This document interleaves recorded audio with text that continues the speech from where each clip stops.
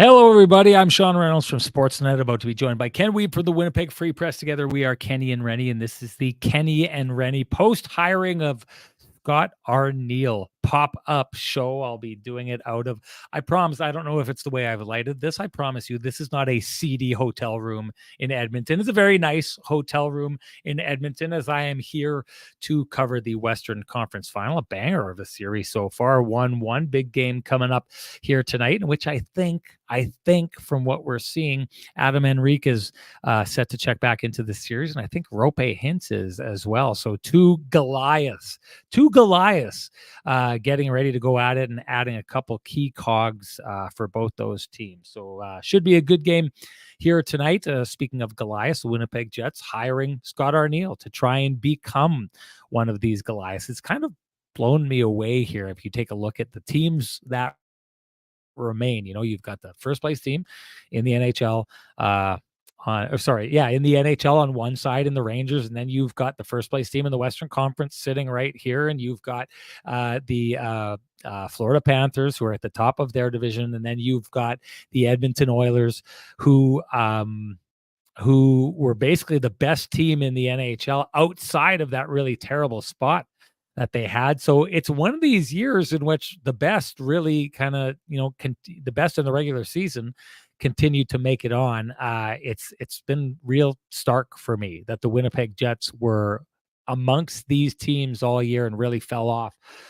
when it came to the playoffs. And so I guess what we have now is we have a hiring that is set to build on that. That's the take from General Manager Kevin Cheveldayoff, who spoke today. The ability to try and take this team, the foundation that it has built over the last couple of years, and continue to build on that. That makes sense to me. If you like the direction you're going in, if you like the progress that you're making, if you like the way the arrow is pointed, you might as well go to a guy who's been on that bench the entire time, a guy who, when the leader on that bench was not able to make it, kept the team pointed in that direction. That explanation makes a ton of sense to me. We will dig into the idea of Scott Arniel and what we think he will bring to the Winnipeg Jets, whether we think this was the right move or not. And we will bring in the man himself. Scott Arniel is going to join us, I believe, in about 7 minutes from now. He's going to hop on the show, and we'll have a quick conversation with him, just as we did with Rick Bowness when he came, when he was hired and came onto the show after that. Appreciate Scott for making the time to come chat with us. I think it's because Kenny and he have a really good relationship. He's good to me. He abides me. But Kenny is the one that really, from those Manitoba Moose days sticks in his heart. Speaking of Kenny, it's been so long since I've got to do this. It's about time I did it. Time to bring in the man with the best music in the business, everyone. Here comes Kenny.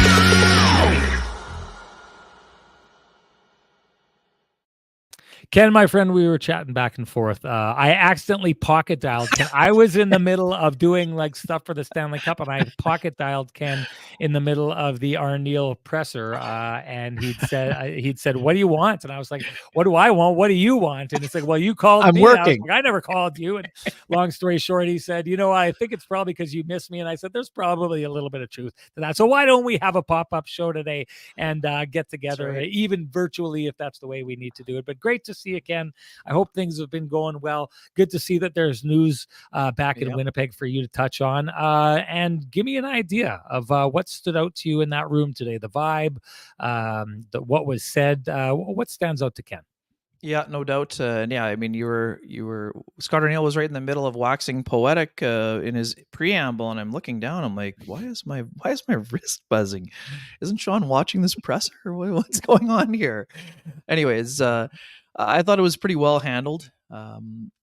I mean, you could tell this was something that it means a lot to Scott for sure. And again, like, we always, Sean, you and I both went through this, when we were younger, this whole dream come true thing. We hear it all the time. We hear it from players making their debut. We hear it from coaches, but like Scott Arniel, there was a time where he wasn't 100% sure if he was going to get that second chance to become an NHL head coach. I mean, you work your whole life to get to that spot.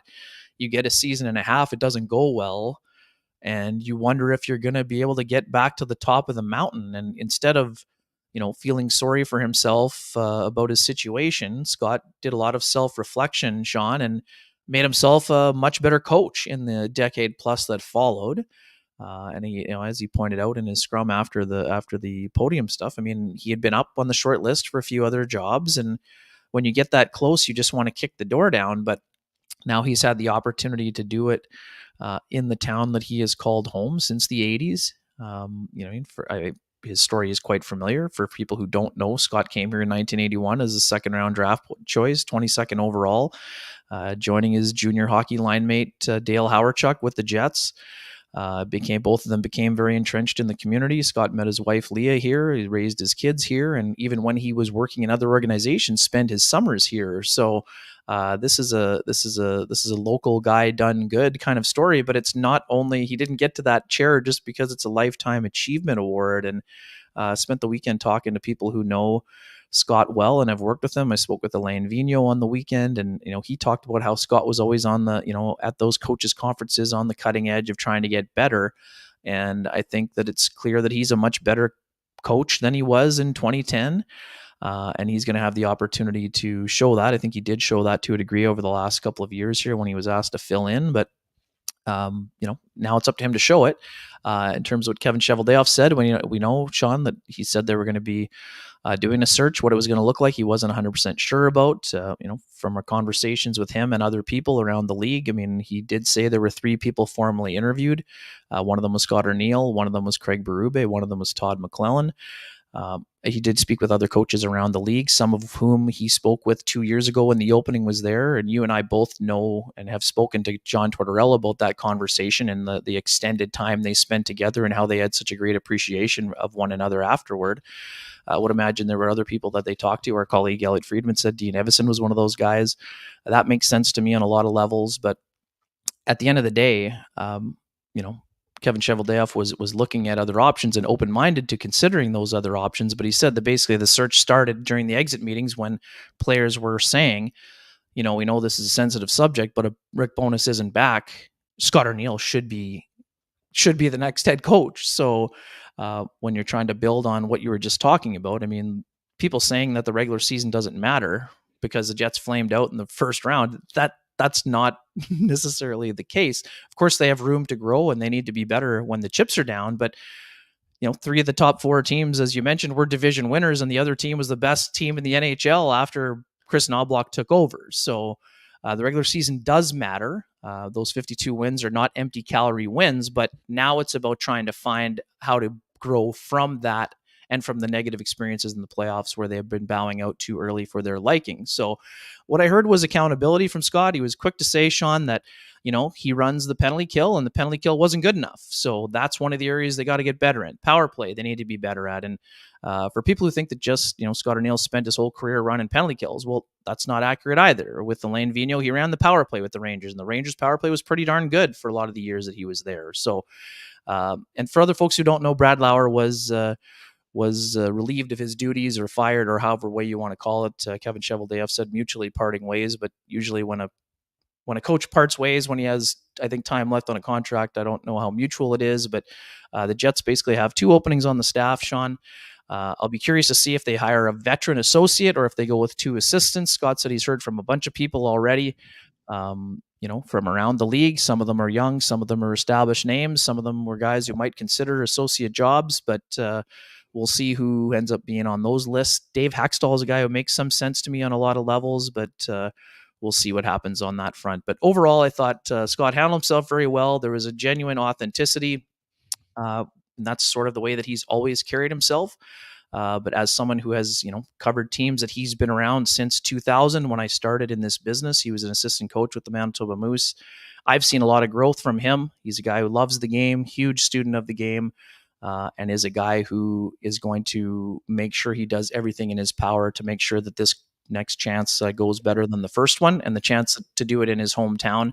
Sean, much like you and I, having an opportunity to work in the NHL in our home markets, I think it means similarly to him as it does to you and I.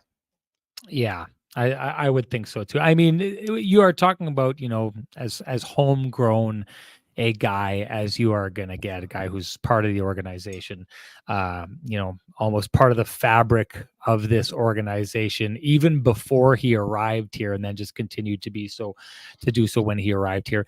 Some people are going to look at that as a negative, Ken, right? Like, some people are going to look at this because one thing that we know about True North is they're extremely loyal. They've got a lot of belief. They'll give a lot of room for people that they believe in to get the job done. Kevin Shoveldayoff, a perfect example of that, still going strong here after 13 years. And like it or not, there's a segment of the audience that kind of grates on. And I wonder, I know sometimes I'll get these questions when I'm on the radio in Toronto, and people will ask about like the feeling in the market. Right. And I know that can be a tough question to ask sometimes. If you want to get gauge the feeling, the best place to go is the chat room that's right here, or something like that. But what's the sense that you're getting from that element in the city, of people who are just thinking, okay, this is just, sometimes people just want to see something different. We want a different result. Let's go completely and totally different, and boom, a Todd McClellan is here, or Dean Evison, or whoever else is here. But what's your takeaway from that faction, and their belief that going in this direction is maybe just more of the same and something different was needed? Yeah, I mean, there's certainly. I mean, Sean, we saw it ourselves during the during the course of the year in our chat room. If you want to talk about chat rooms as being a sliver of the population, I mean, when Scott Arniel took over for a month and Rick Bowness came back, the first time they lost 2 straight games, some folks were saying fire Rick Bowness and hire Yes. Scott Arniel immediately. So a lot of those same folks are maybe in this camp. I mean, I still think it's probably a vocal minority for the folks who may not be on board with the hiring. But again, I've been pointing this out from the very beginning of the process. So knowing someone is different than handing someone a job just because you know them, Sean. Scott Arniel has been in the NHL for 16 seasons. 2 of those seasons he was employed by True North. That means 14 seasons he was employed by someone other than True North. So this is a guy who has paid his dues at every single level. He has played all the roles as a player. He has served all the roles as a coach, head coach, assistant, associate, run the power play, run the penalty kill. He knows the value of every player on the roster, from the highest ice time person to the person who has the lowest amount of ice time. He also knows the value, having been a head coach and an assistant at the American League level. He knows the value of having depth players and what their role can be when they are put into the lineup. So for me, again, I understand you can never please everybody, but I would say overall, I think this is Scott's a well-respected guy around the league, as you and I both know. Very similar to Rick Bowness. This is a guy who's respected around the league for what he has done in other organizations, and now he has an opportunity to do that in this organization with the Jets. Well, let's not tarry any longer. We've got Scott Arniel is going to join us, and we can take it right from the horse's mouth in this. So, for the first time, to the Kenny and Renny Show, great to have you on, Scott. Really appreciate you making the time for us. Wanted to say congratulations right off the bat. Didn't have an opportunity to say it face to face because I'm on the road, but I know that this is a huge day for you. I know it's a huge day for your family. I know it's a huge day for the organization. I wanted to ask you this question just to start things off, because it almost felt this way, that there was a succession plan when you came on board 2 years ago. I know Rick Bowness came in, and I know that it worked really well between the two of you. I know that you had aspirations to be the coach of the Winnipeg Jets. Was there a sense when you signed on 2 years ago that that was a path to where you are today? In all honesty, nothing was ever promised to me. We never really talked about it. I mean, Bones, he did say he wasn't sticking around forever. I was never promised anything by the Winnipeg Jets, by Chevy or anyone. That's all the reason why I had to go back in and interview again last week. no, I'd like to think that I sold myself to get myself in a position to be where I am today. And, at the end of the day, it really is. It's these last 2 years have certainly helped my cause. And I'd like to think that I did enough, good work that, I've got myself, in this position to be the head coach. Scott, we know that you interviewed really well 2 years ago, and how do you find that balance between being so close and then not getting the job over, the opportunity to join the organization that means a lot to you and be in the community? And then also, what did you maybe learn from the experience 2 years ago that you took into the, 5+ hours you spent with Kevin Cheveldayoff this time around when the opportunity was there again? Yeah, obviously, a couple of years ago, that was, I've been in these scenarios before. I've made it in the top five, top three. Um, this one was, I knew this one was close. I knew that because I'd come back for the third time, and you can kind of tell where the questioning is going, that you're getting close. I don't think I would have came back as the associate coach. I wouldn't say 100%, but if it hadn't have been Rick Bowness, Chevy did phone me and tell me that they were going another direction. I thought that was the end of the conversation. And then he asked about being an associate, and I was being prepared to say no, and and probably heading back to Washington. And then he mentioned Rick, and I phoned, and Rick and I chatted for a while, and it was obviously it was the right decision. And as much as I was, hoping that it would be 2 years ago that I got the job, I'm that much better a coach just for, spending 2 years with Rick, spending 2 years with our staff here, spending 2 years with this hockey team, doing a lot of things that we've done in this past 2 years. Just to build on that, the idea that Rick gets that job, and the history that you guys have together, that long running history, what was it about him that most, you said that you were, maybe on the precipice of turning it down, but it was Rick. What was it about Rick that made you want to jump into that situation? Well, I mean, I've had the luxury in the past of working. I worked with Lindy Ruff in Buffalo, who I'd played with, and had worked with before. And I knew AV when I went to New York. Washington was a little bit different. I didn't know anybody there. That one was totally different. Didn't know Lavi, didn't know Todd Reardon. When you have that familiarity, it makes it a heck of a lot easier to kind of slide into those positions, slide in and just do your job. And Rick knew me real well, and how I work and how I think the game, how I, kind of, go to about my day-to-day business. And I knew him. And you know what? It didn't take me long to, think that one over.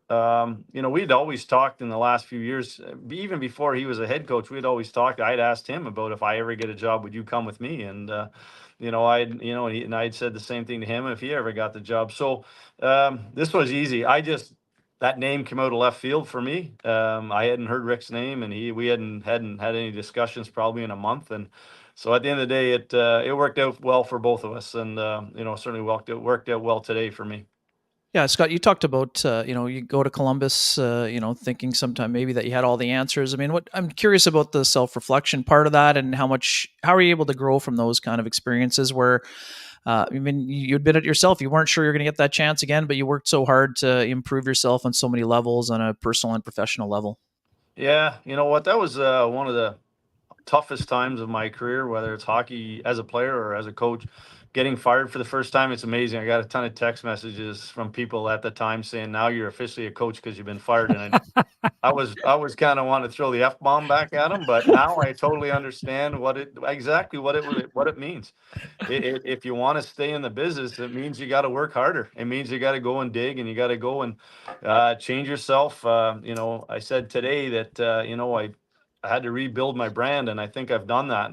But I've done it just because I've been with some great people, been on some really good teams, been able to work and with some great, players as well, coaches.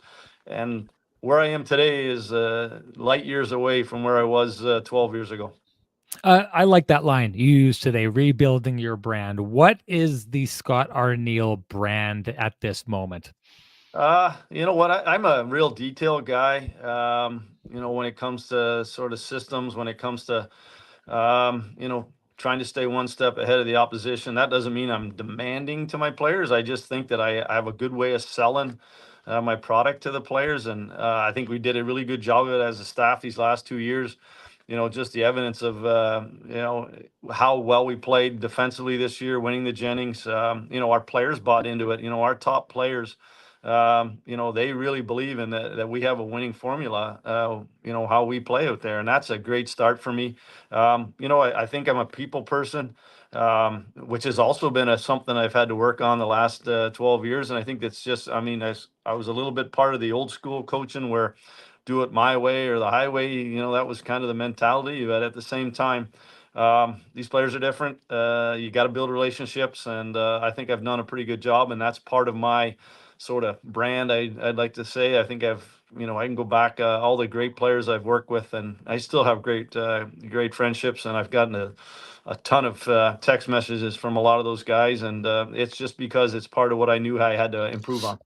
Scott, whether it was in junior or your pro level, whether it was in the NHL or the minors, you were able to play in all the different roles. How valuable is that when you're doing the relationship building part of it? Whether it's with a 26-minute a game guy or a 6 or 7, or the guy who's the 13th forward or the first call up. In terms of your ability to connect with, knowing the importance of every role and how vital that is for a team to have success at any level. Yeah, what I think of now that I've been 23 years coaching and been in the game since 81. I think I've kind of been around every scenario, whether it's as a player or whether as a coach. I think that, like you said, I can talk to players and I can give them some of the things that I've been through, and maybe even some of the scenarios. And I've done it, whether I've done it this year or with the young players or older players. I remember having a great conversation about with KC about he was having a tough time scoring goals, and I just remember what TJ Oshie always said. We used to talk lots about it, and Oshie used to ask me, "What should I do?" And my biggest thing is, don't get farther away from the net, get close to the net. And if if you're having trouble putting the puck in the net, get closer. And KC was great about that. And those are things that you've kind of gained and you kind of have in the back of your head for those type of situations. And hopefully that as a head coach, you certainly hope you can pass along those little things to make those players that much better.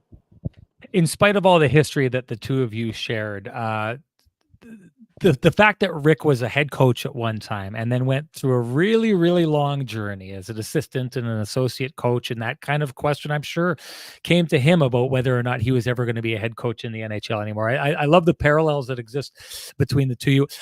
I think it's fascinating trying to work your way back. I want to know your strategy for how you stand out on a bench when you're the assistant coach, the associate coach, without kind of elbowing your way into the limelight, or without making it feel like there's mutiny abroad.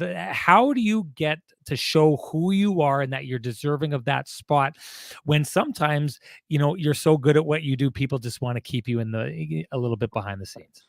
Yeah, I think that's just part of, you know who you're working with. What your boundaries are. You want to make sure, and that's the open discussion that you have when you're getting hired, is like, how much responsibility are you going to give me? Am I a puppet, or am I actually able to express myself and do those things? I've never tried to ever step on toes. I'm going to be going through an interview process here with coaches. I want their input. I want, obviously, I want guys that are going to help me be a better coach. And kind of like we just described, I want those guys that are going to, certainly give me what all their best attributes, and if I can help them become head coaches. And that's a lot of what I've gotten in the last all the jobs I've been through in the last few years. These guys have all wanted me to help get another chance at being a head coach, and they've in their own little way, whether they knew it or not, they've all added something to me, into my sort of resume now. And it's as an associate coach, an assistant coach, you've got to build relationships with the coach, with the players, with the head coach, and you got to be yourself. And that's probably what I've been able to do the last 12 years, has really been myself. And two, just for people who aren't familiar, what will the process be like, right? There's 2 spots open on the coaching staff, Scott. How important is it to, have familiarity versus fresh ideas? And then also, do you want to have an experienced associate on staff based on, how much Rick valued your input? Also, is that something that's important to you in this situation? You know what? I think it is. I think experience is a part of it, but the good part is that I do have 2 openings. I am open to, some young talent, some young people out there. I've gotten it, like I said, I mentioned today in the press conference. I had a list of players, coaches that I'm certainly going to talk to, but it's amazing how many, just in the last 48 hours, how many people have reached out to me. Maybe because of the carousel of coaching out there, there's a lot of guys looking, but at the end of the day, it's great. So I'm just actually, prior to this call, I'm talking to some people. I'm just kind of feeling people out where they're at with everything.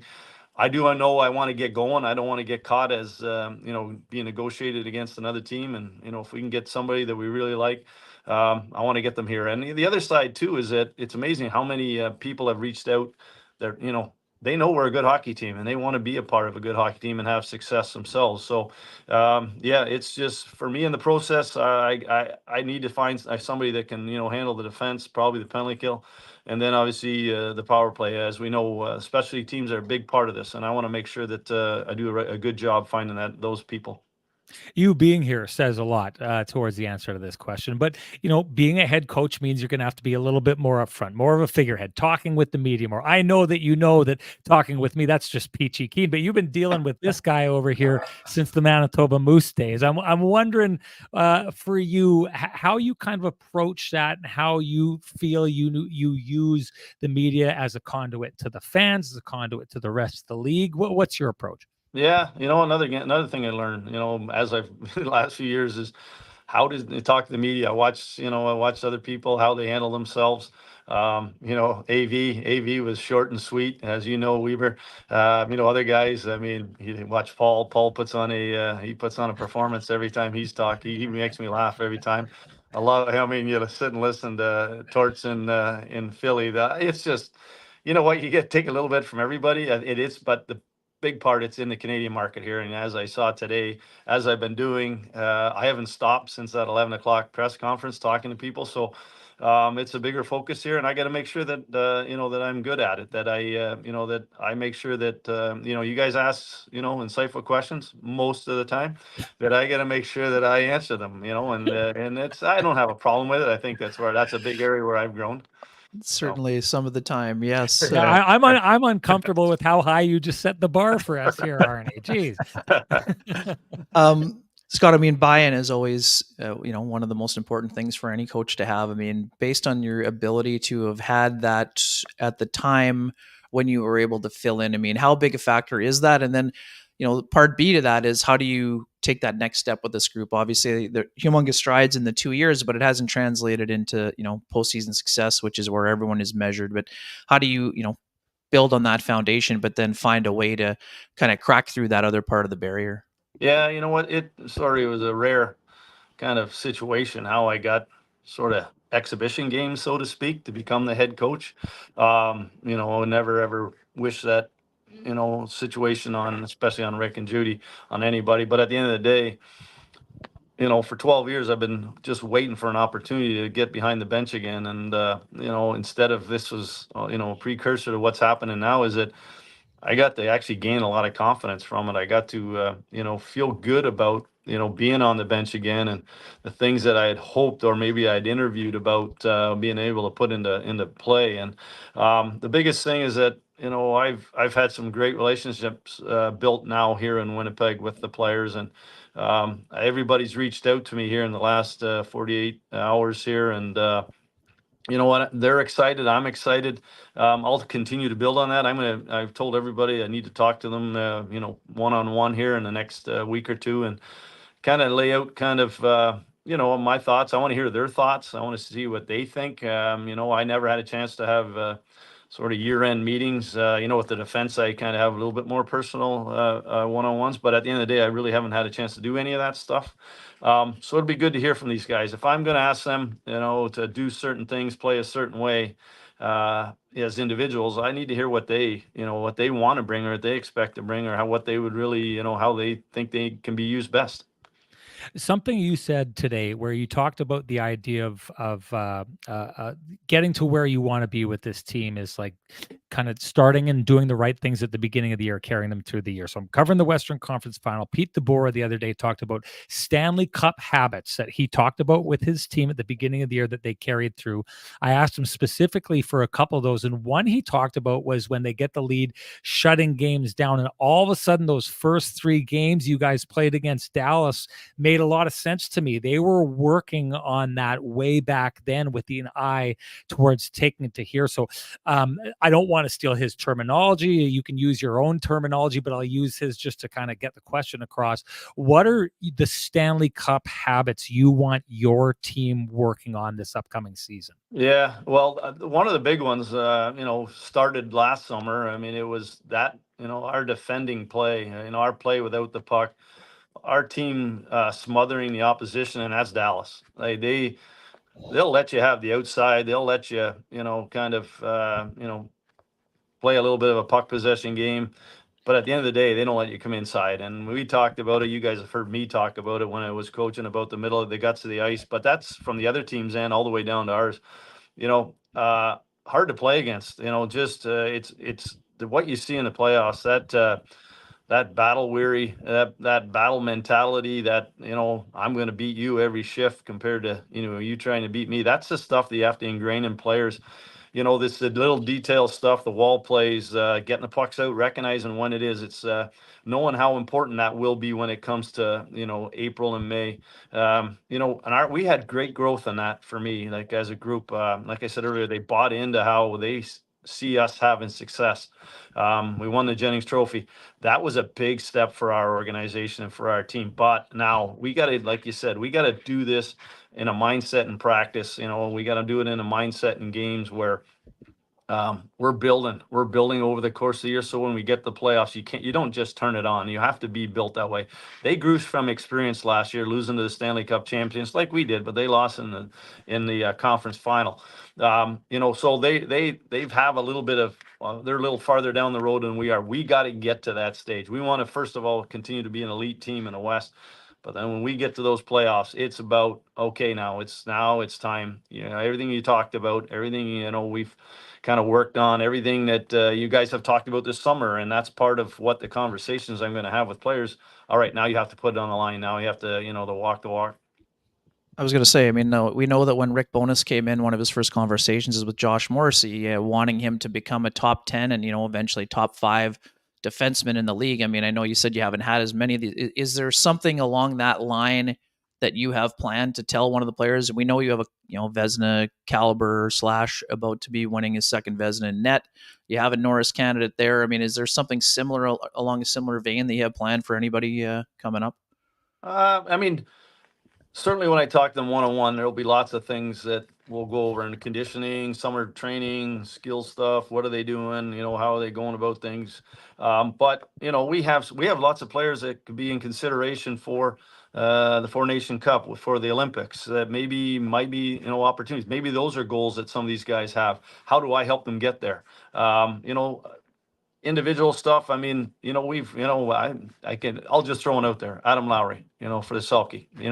Is that something? I haven't thought of it. I just thought of it now. And you're not getting credit for it, Kenny. He was on my ballot. He was on my ballot already. Okay, but yes, thank you. I've never really talked to him about it, but it is something now that he knows because he's going to hear it. But no, at the end of the day, those are things. There are individual things. When I talk to these players, I want to know what their aspiration is. I talked, and Bones did talk to Josh about that. But it was our conversation very early on, and he did mention it again, and it is still something that he's talking about. He's talking about the Olympics. He's talking about being a part of Team Canada. I got to help him get there, and if that's part of it, but it has to be part of that team philosophy as well. You're going to get there because of the team success you have as well. I'm very interested in the conversation you had on the podium today about the summer summit that you were referring to. Sounds like you're trying to kind of take all the different kind of streams and parts of the organization and get them on board, maybe lock them in on the same page, maybe better than we've seen in the past. Is there, from some of the organizations that you've been through, is there a model that you're maybe trying to follow in doing this? Like I mentioned I think I mentioned it today, was in Washington, was my first real taste of it. they had already kind of gotten involved. They had hired some people specifically for that. They had hired it for contract negotiations, arbitration, for the draft, for different things like that. But then all of a sudden it was, well, okay, we're using it this way. What about with our team? How does it look compared to other? The hard part about the analytics is that unless you have the data from every other team, it's hard to compare yourself to every other team. So there are some sites, and that's where it's grown throughout the league. There are sites now that do have stats on every team and, every face-off and every player starting here, whatever the stats might be. But there's also a ton of information. And the biggest thing is that you have to find a way to funnel it so that it is useful. They're going to use it upstairs, useful for the draft and whatever it is for agency. We need to make it useful for our hockey team. I don't want reactionary, after the fact, well, this is why you guys are losing. Really like it to be before. It's like, this is the advantage. This is the window you can use it. And we have been using, no disrespect to the staff here. We have been using it. We use it lots, and coming from our video coaches, coming from upstairs.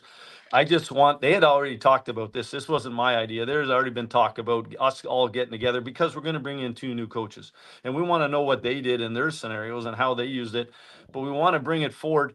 The ultimate plan is to get it to the players. If that's this year, I don't know, but we got to be careful on what we do throw at them. There's a lot on their plates. We don't want players on the ice thinking about analytics. We know obviously it's a part of the game, but we do need to find a way. It's easier to show the opposition some of their bad analytics, so we take advantage of it, whether it's breakouts or their forechecking or whatever it might be. So it's a process, but I'm really happy that we're all on the same page. From Chevy and his staff to really kind of dig in a little bit more on this and kind of getting a lot of different opinions and see how we can move it forward. And then Scott, philosophically, I mean, Sean's covering the series right now. I mean, everyone's pointing at Dallas saying, hey, look at all their young players. But just from a philosophical standpoint, and having worked at the American Hockey League level, how important is it to integrate those players when they are ready and have roles for them other than just, 7-8 minute roles, instead of, how do you balance that between 20 minutes in the minors versus, a limited role versus when they're ready to jump into playing, a top 6 or a top 4 role on the back end? Yeah, certainly all these players are needed because of salary cap, because of, if you want to, like us, you want to, spend to the cap. You want to keep people on your roster like we did with Scheif and Helly. You're going to need those players, but in saying that, these players have to be ready. You can't just force feed people in. I know Wyatt Johnson. I mean, he's a special player. He he came in and he showed an awful lot to a lot of that team, the coaching staff, and he's earned his opportunity. The other kid, he spent the year in the American League. He was like a trade deadline addition for them. He had a great year, but at the end of the day, they felt he was ready to take that next step. And that's the most important thing. I don't want to force a player into our lineup that I'm going to lose a year from now or 2 years from now, or is going to have to go back down and start over again. We want them to be ready. And Mo's done a great job with the Moose. And I think that's all part of it. But we do need to find a way to get these young guys into our lineup. It is part of it's part of the growth that we have to continue to move forward. And, if they're ready to go and they have a skill set that's going to help us have success, we need them. I hate asking 2-part questions. I feel like we're running out of time with you, though, so I'm going to smush 2 together here. Do I have to write both of them down so I remember? Well, as a journalist, you're told if you ask 2 and they only answer 1, that's your fault. So you handle it however you want. But special teams in the first year compared to this past year, in your mind, where did it kind of go wrong? And as a coach, because a lot of times coaches can see if we just did this is what it would look like. If you can keep the Winnipeg Jets playing defensively and their goaltending and everything that you saw from them this year playing the way that they were and add better special teams to it, what does that team look like? Yeah, like to me, it's a huge part of the game. Those games in the 3 and 4s in December, or the crazy schedule you have in February. If your power play or your penalty kill can win you a game, that's a huge bonus. And there was times this year that it happened, but there's also, we need a lot more of that. I think that when you can be a threat, it changes sometimes. Your power play is a threat. It changes the opposition sometimes on how they how they maybe want to play against you. Your penalty kill, you can gain such great momentum off of some big kills. For me, take a lot of responsibility for the penalty kill. I think that came in here, took a team that had been struggling on their penalty kill, and we had turned it around 2 years ago. We slipped this year, and that falls on me, and that's something I already got ideas, I already got thoughts, and I will go and look back at us and some of the things we did. I will look at the top teams and see some of the changes. That's the one thing about this league, power play, penalty kill. It evolves yearly. It really does. You can see what's happening with the power play with Edmonton. With New York, the movement. This is no longer the Ovi stand on the top of the circle, and although he can still do it and score from there every time, anyways. But it is you can see the movement that's starting to happen, all the motion, all the different things that are going on, and you got to be able to adjust to that. Now the penalty kill. Do you get away from do you have to get more active? And if you're going to get more active, you got to be careful because now you're opening up big seams. So that'll be all part of the digging that I do. Hopefully, with a staff member I bring in has some ideas on that as well. And same thing with the power play. It has to be, there was times this year when we were healthy and we had Gabe in there and we had Monahan in there. Our power play, looked real sharp and it looked real good. It has to be a constant though for 82 games. Like I said, it has to help win us hockey games. Then Scott, I mean, some of it will be dictated by personnel and maybe free agency, depending on what might happen or may not happen with Sean Monahan. But when you have young guys like Cole Perfetti and now Brad Lambert coming up, how do you decide or if they're better suited to be centermen or wingers? Yeah, good question. It's certainly what happens this summer, July 1st, those type of things for us, just because of the Monahan thing. But at the end of the day, sometimes it's trial and error. I know that you take Lambert. We saw him here 2 years ago as a winger. He's up here playing. Then he went down and played center and played. He went back to junior, and we saw him in the playoffs here when he came to Winnipeg to play. But then we saw him, he had a great year this year. Stepped in, played one game at the end of the year, and looked to me, it looked like a different player. Now we throw him back on the wing. Is he the same kind of puck possession guy? Does he play that same game? That's the hard part. And then it's also like we talked about earlier about bringing young guys in. Is there a spot for him? Cole Perfetti to go play on our fourth line. That didn't help Cole very much. And so, the deadline acquisition, if Toffoli hurt him a little bit. But at the end of the day, to me, this is, and I've had some great conversations with Fetz about this, is that he's missed a lot of hockey in the last 4 years. This was a real good first full year for him. He was healthy, had a fantastic year. Yes, the circumstances at the end didn't work out, but at the end of the day, he'll look back on this and he'll realize that it was a big learning curve for him, and it's stuff that's helped propel him forward.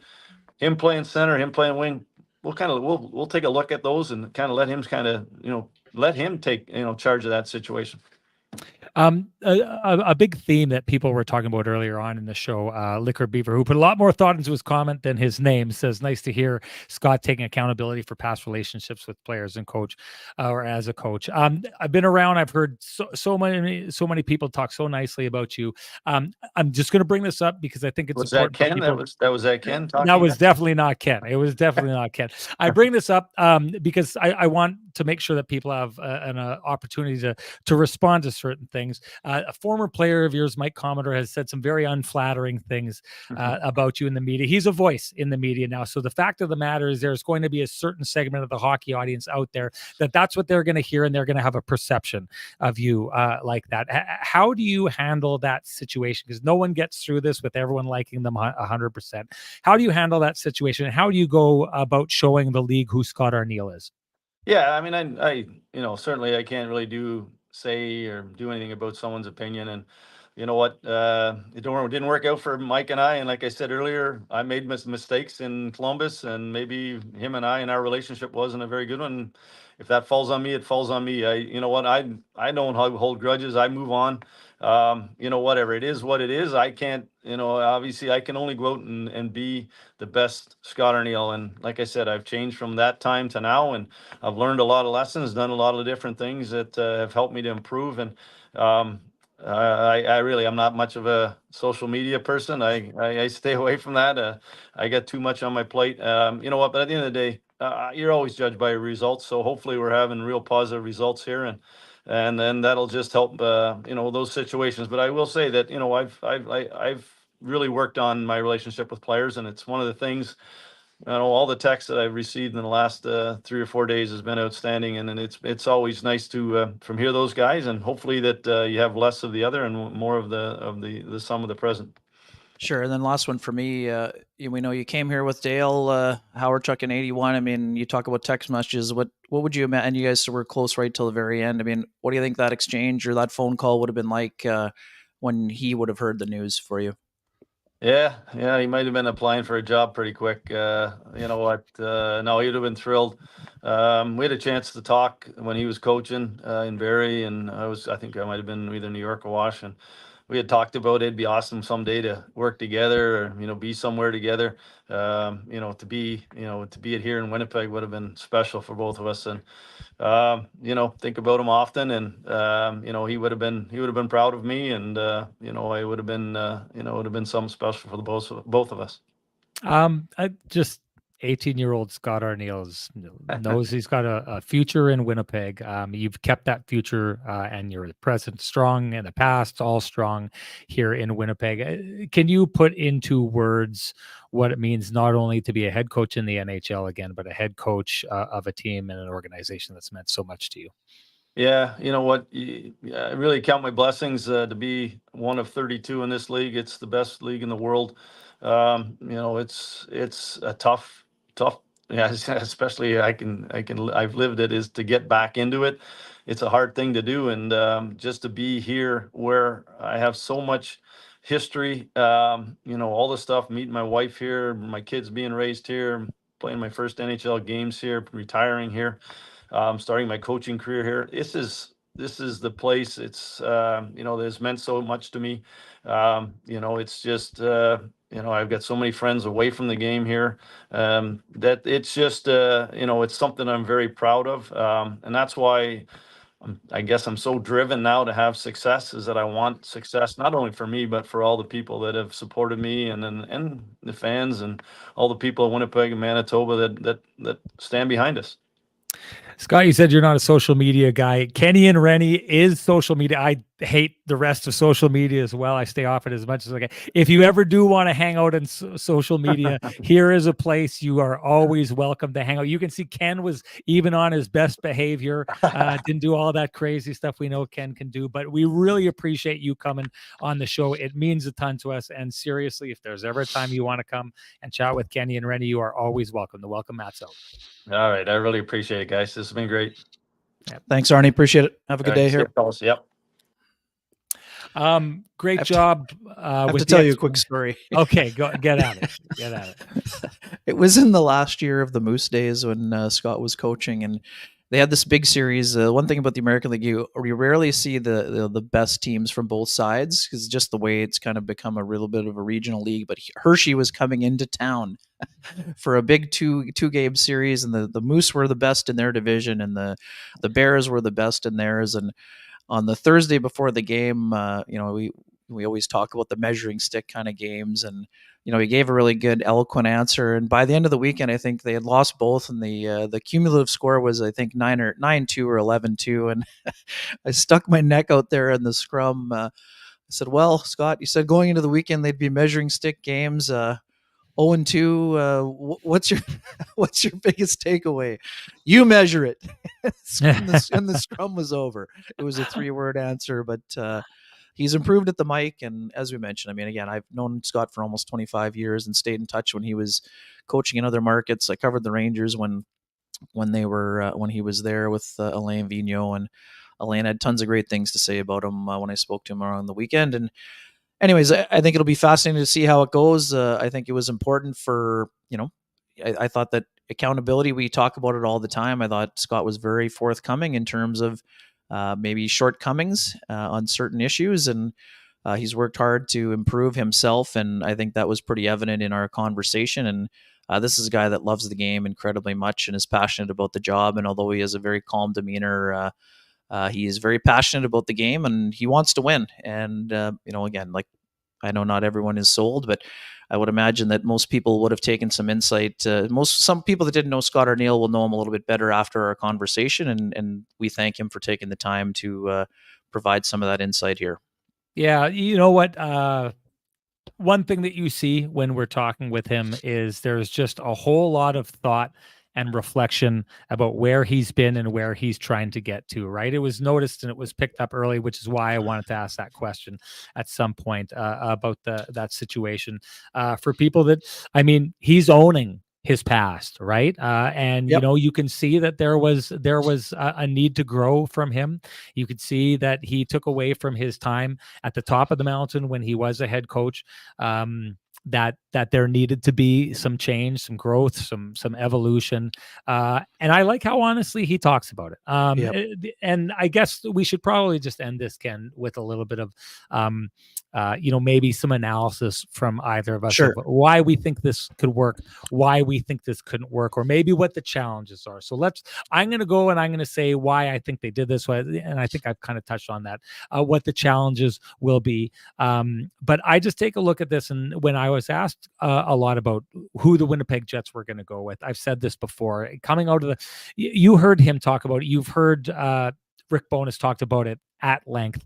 Kevin Cheveldayoff talks about it very openly. The Winnipeg Jets as an organization believe from top to bottom that there needed to be a shift. There needed to be a culture shift. Something needed to change, right? And so what you did was you brought in Rick Bowness, who was a truth teller, a very blunt, a guy who was just going to come in and tell you what was on his mind. And you saw that caused problems with the players at certain points, right? And clearly at the end of the year, that was problematic. Give it to Rick that he just fought through that, came back. I thought he was done at the end of last year. He came right back and actually made the team better, took a team full of guys who seemed upset with him and put out by him and got them all back on board and took them further than they've been in a long time, at least in the regular season. So the one thing that I would say, though, is I take a look at the Winnipeg Jets team, and when I hear them talk about the culture that needed to change, I feel like there was a real instillment of accountability these last couple of years, and maybe there wasn't enough accountability that was existing before that. So I do think it's extremely important for this Jets team, for this Jets roster, to be held accountable, to be held to a standard. And I will say this, between Paul Maurice, who I think a lot of times kind of hid that standard and said, we're taking care of that standard in the dressing room. You don't need to know about it. No one out there needs to know about it. And Rick, who dragged it right out in front of everyone and said it's right there. Maybe a happy medium is what the Jets are probably looking for. And I really do think Scott Arniel kind of strikes that balance. Every time I've talked to him, he's not like Rick in the way that he'll kind of like pull it out and kind of beat you over the head with this is the issue, this is that. Scott Arniel looks like a guy who's really, kind of got a mix of Paul Maurice and going to bat for his players and kind of keeping those issues, talking about the issues, but not really like pushing them up to the forefront. And I do wonder how the Winnipeg Jets are going to respond to that. When I say I wonder, I think that that's a balance that they're trying to strike that is a little bit more like that. I think Scott Arniel fits that. I think that's why it made sense that they were looking at a guy like Todd McClellan. I think Todd McClellan is kind of a little bit like that, not afraid to talk about the issues, but does it in a little bit of a softer way. When the talk about Craig Berube was coming here, he was a guy on the other end. He's a little more Rick Bowness, right up front, right talking about that. So I do think that the Winnipeg Jets have looked for a guy, and they're very cognizant of trying to strike that balance and trying to get players to respond to accountability, but do so in a way where they don't kind of feel like they're getting a finger poked in their chest. I think Scott Arniel is the right guy. Beyond that, you have an organization that believes it's taking the right steps. It makes sense to go take those right steps with a guy who's been there the whole way and has shown that he's capable of guiding the team through those steps in the absence of the head coach. The one thing I'll say, and it's a question that I asked Kevin Cheveldayoff at the end of the year, and I always use the Colorado Avalanche are a perfect example because they're a team that beat the Jets, and we're talking about their championship pedigree, and they learned from that scar tissue. the Colorado Avalanche and the Winnipeg Jets were basically two teams that started kind of bottomed out in 2016 and started their rise. The Colorado Avalanche learned their lessons. Clearly at the playoff level, the Winnipeg Jets have not learned their lessons. For me, this is just the big question, and it's what Scott Arniel's got to get to. Scott Arniel has to answer the question or tackle the problem of the Winnipeg Jets not being able to show well in the playoffs. And that's, hey, you take a look at Paul Maurice, he left, and that Florida Panthers team was a team, he inherited a Corvette with that team. They had won the President's Trophy the year before he took over. Then it looked like he was driving them into the ground, but when it came to the time that mattered, he showed that he knows how to get the Florida Panthers to be a team that really pushes us at the right time of year. That's what you're looking for out of Scott Arniel. Can he get this team to take that step? Because he seems to have all the information to keep the Jets doing what they've been doing in the regular season when things have worked. That's the big question we need him to answer. Yeah, for sure. And I mean, again, only time will tell on that. But I mean, Scott was a associate coach with the Rangers when they went to the Stanley Cup final and lost to the LA Kings. He took the Manitoba Moose to Game 6 of the Calder Cup final. I think he won with Kevin Cheveldayoff was in Utah with the Grizzlies. Butch Goring was the head coach. Kevin Cheveldayoff an assistant. I think they won the Turner Cup that year in the IHL. So I mean, this is a guy who's driven to win. He's had success at various levels, and now it's time to see if he can do it at the next level. He sort of outwardly mentioned, a couple coaches who have really succeeded in their second and, sometimes third opportunities. Sean, you're covering a series that, Pete DeBoer has had a couple jobs and they've all gone pretty well, but, getting that second chance was essential to him to be able to get, further and further in his career. Same with Bruce Cassidy. Things didn't go well in Washington, but it didn't mean he was a bad coach. He ended up winning the Stanley Cup last year. So, again, people can learn. Now it's about much like the Jets themselves, the players, it's about applying those lessons in this next opportunity. We know that Scott Arniel is grateful for the opportunity, and he has worked hard to get this opportunity. He's a very smart hockey man, and, this community matters to him, and I think that's why he'll take enormous pride in the job that he has moving forward. I guess that's it for us here. Time to shut it down. Ken, anything you got to say before we go? Well, just to quickly, since you're on that series, what are your thoughts about the series you're covering so far? I think the Jets. Quickly, one last Jets thing. Our colleague Elliot Friedman mentioning the Jets continue to try to get something done with Sean Monahan, which both you and I discussed at the end of the year. That's no surprise that they're trying to find a way to stick around. And Kevin Cheveldayoff also saying in his scrum that wasn't at the podium that there have been some productive conversations with some of those pending UFAs. So I would imagine that not only means Monahan, that means guys like Dylan DeMello and Brendan Dillon also, and we'll see what happens with those.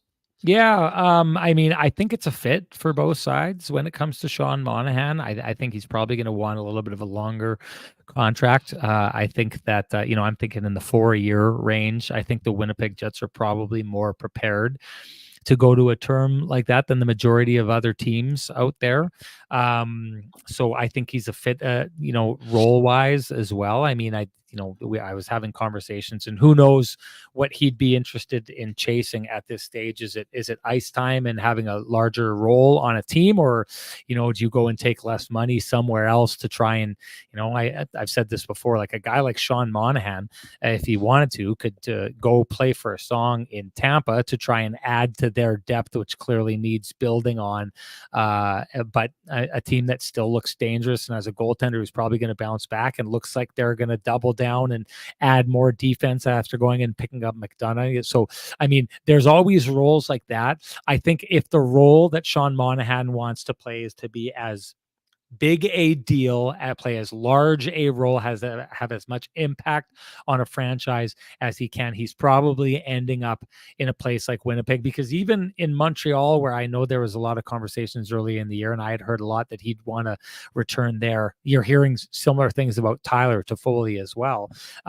Everything I've heard is that he would go back to Montreal and be a third line center behind Nick Suzuki and Kirby Dach, right, as they're trying to push towards their future. So there's a second line center spot waiting for Sean Monahan with the Winnipeg Jets if he wants it on a team that really values him and probably is willing to go deeper in years than the vast majority of other teams. So I think it's a fit, and I think that's what they'll be pushing for.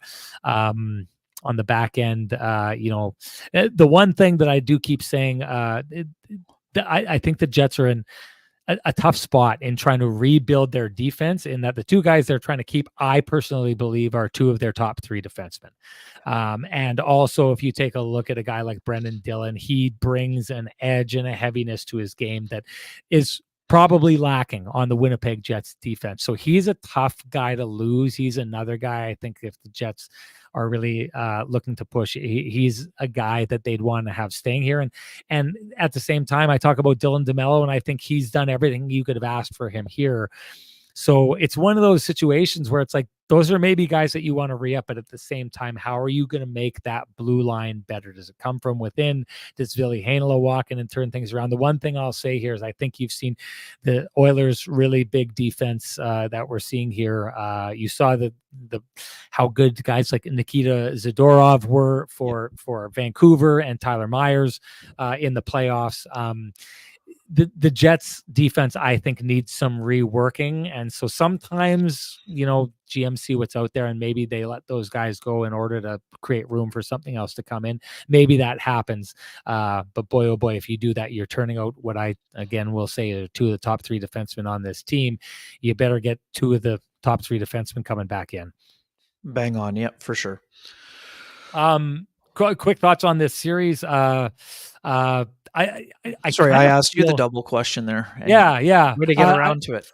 I kind of feel like it's been a little bit of a no-hitter so far, and maybe that's because that Oilers series and that Vancouver Canucks series was such a big hitter, and then you had a couple real big one big come from behind victory, and then a big 5-goal game out of the Colorado Avalanche. The Oilers, to me, look like they haven't been able to test the Stars defense to a massive degree. The goal that they scored last game was a really, really big oops by Petrovic, where he just followed the shot and looked at the shot and let his guy go to the front of the net. That really didn't happen after that. So I'm taking a look at this, and as it stands right now, the way they're playing, even though I think the Edmonton Oilers had put themselves in a really good spot in both game 1 and game 2 to be up 2-0, I think it's one of these series where if it keeps going like it's going right now, the Oilers are going to be in trouble. They're going to need to find a way to get to the front of that net and cause a little bit more havoc. I see a lot of them trying to make fancy plays, fancy passes that just keep it getting turned over and going the other way. The Stars are too calm. They're too patient for that. You got to grind it to the front of the net. You got to get it in front. And as it's standing right now, and yes, I will be covering this Stanley Cup final. As it stands right now, I feel like the series is tilting in the Dallas Stars direction. It's just going to take a good solid effort out of the Edmonton Oilers to totally change that and make it look absolutely different. But to me, the ball right now is in the Oilers' court. They need to hit it as hard as they can. Yep, bang on. Been a fun series. And on the other side of things, Jets need to find a Connor Verhaeghe type of guy, a guy who's maybe a fourth liner somewhere else and is ready to jump onto a bigger role. Oh, no doubt. Okay, that's it for us. Anything else that we need to say before we go? No. Should be good. Okay, good stuff. Thank you all for joining us. We really appreciate it. It's good to get back in here and flex these live TV muscles like this. It's been great. Thanks, Ken, for carving out the time.